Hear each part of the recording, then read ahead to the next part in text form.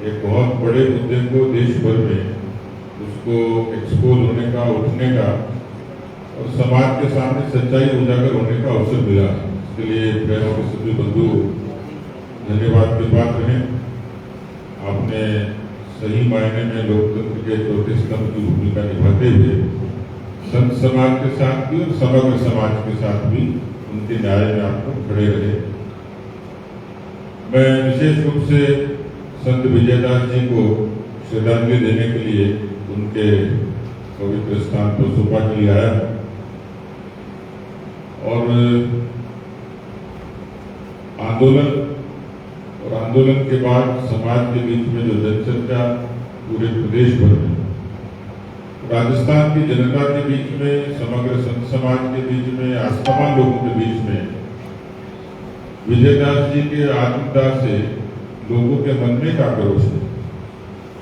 जब उनकी सूचना मिली, मैं और हमारे महामंत्री भजनलाल जी हम सवाई मानसिंह अस्पताल में उनसे मिलने के लिए गए।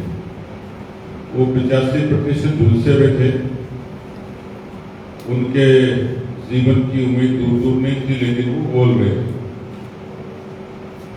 उनकी वाणी में वही दृढ़ता थी उस समय भी, और जैसा चिकित्सकों ने बताया था कि उनके जीवन और मौत का संघर्ष बहुत लंबा नहीं चलेगा, तो उन्होंने इस स्थान के बारे में जो उनका अपना मौलिक मुद्दा था, जिस खनन पर प्रतिबंध के लिए उन्होंने अपने आप को आहूत कर दिया, उसकी पीड़ा उनके अंतिम समय में थी। सरकार ने किसी भी आक्रोश से बचने के लिए उनको दिल्ली शिफ्ट किया और अंततः परिणति उनके दिवंगत होने से हुई। वो एक प्रश्न बीच में छोड़ गए कि 551 दिन का आंदोलन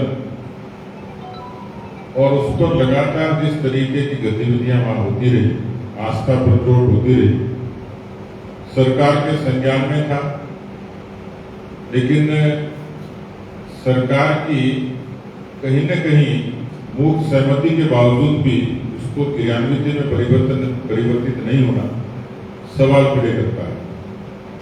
और इसलिए भारतीय जनता पार्टी नैतिक रूप से संत समाज के इस आंदोलन के साथ।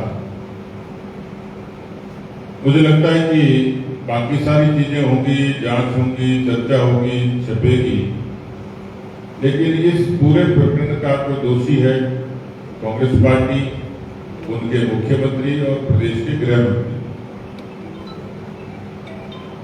पूरे प्रदेश में भी बहुत सारे मुद्दे हैं, मैं आज केवल इसी मुद्दे पर फोकस करना चाहूंगा। लेकिन सरकार की जो नाकामी है वो किसान कर्जा माफी, बेरोजगारी, भ्रष्टाचार, इन सारे मुद्दों पर तो है ही, लेकिन एक मुद्दा जो कानून व्यवस्था का है वो सवाल खड़े करता है। राजस्थान की पुलिस प्रशासन और कानून व्यवस्था जिस तरीके से ध्वस्त हुई है, सरकार की जो लापरवाही, उदासीनता दिखती है, उसका एक बड़ा उदाहरण संत विजयदास जी की आत्मदाह। सरकार यदि समय पर संवेदनशील होती, चेतती, शायद ये घटना नहीं होती। इस तरीके से उस क्षेत्र में अवैध माइनिंग को इस तरीके से प्रेशर नहीं मिलता। मेरे पास कोई डॉक्यूमेंट्री एविडेंस तो नहीं है, लेकिन समय आने पर वो आ भी जाएंगे। पर ऐसा लगता है कि ये सारा काम सरकार के संरक्षण में होता है, अपने लोगों को उपकृत करने के रूप में होता है। मुख्यमंत्री अशोक गहलोत जी की कुर्सी की असुरक्षा इतनी हो गई कि उन्होंने साधु की सुरक्षा से लेकर जन सुरक्षा को भी तिलांजलि दी थी, और इसलिए मजबूरन दिल्ली की केंद्रीय टीम को भी आना पड़ा, प्रदेश की टोली भी वहां गई, इसने पूरी चीजों की ठीक तरीके से जांच की। तो मैं ये मानता हूं कि इसमें कोई दोषी है तो प्रदेश के गृह मंत्री है, जो मुख्यमंत्री भी। प्रदेश में देश के सर्वाधिक अपराध घटित होने का स्थान अब राजस्थान हो गया, अपराधों की राजधानी हो गया। 7 लाख से भी ज्यादा मुकदमे दर्ज होना इस बात का प्रमाण है। तो सरकार न तो बलात्कार रोक पा रही, न हत्याएं रोक पा रही, और इस तरीके से किसी घटना पर कोई साधु उद्वेलित होकर आत्मदाह करता है तो भी सरकार के कान पे जू नहीं रहती। आगे भविष्य में जो भी कानूनी और वैधानिक प्रक्रिया होगी उसका भी हम लोग नैतिक समर्थन करेंगे। लेकिन मुझे जो जानकारी मिली, साधु बाबा ने 2 दिन पूर्व इस बात को चेता दिया था कि अब हमारे पास में कोई चारा नहीं, अब तो करो या मरो की स्थिति। ऐसी स्थिति के बाद भी, इस चेतावनी के बाद भी सरकार का नहीं चेतना, ये सवाल खड़े करता है। उसके बाद का जो घटनाक्रम हुआ कि सरकार किस तरीके से तानाशाही करती है, इसका भी एक नतीजा देखने को मिला, उदाहरण देखने को मिला। गांव के लोगों को भी प्रताड़ित करने की कोशिश हुई, साधु समाज को भी प्रताड़ित करने की कोशिश की गई, उनको मुकदमों के नाम पे डराया जा रहा है, धमकाया जा रहा है। और इस तरीके का उनकी आत्मदाह के बाद भी न अवैध माइनिंग रुकी है और न पुलिस की, प्रशासन की और सरकार की तरफ से किसी तरीके से लापरवाही के कारण उन पर दबाव की, प्रताड़ना की घटना रुकी।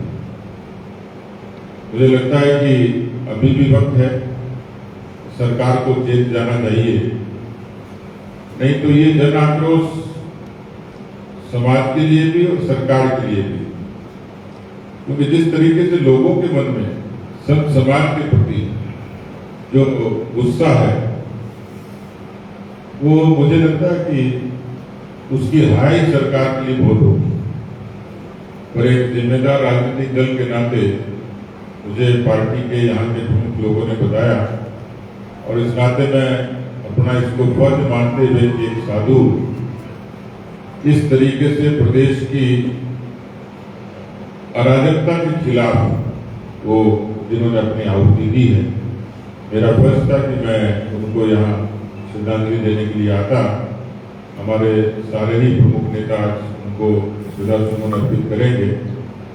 आगे साधु समाज जो कहेगा, जैसी हमसे अपेक्षा रखेगा, उनको हम लोग नैतिक रूप से उनका सहयोग करेंगे। बहुत बहुत धन्यवाद।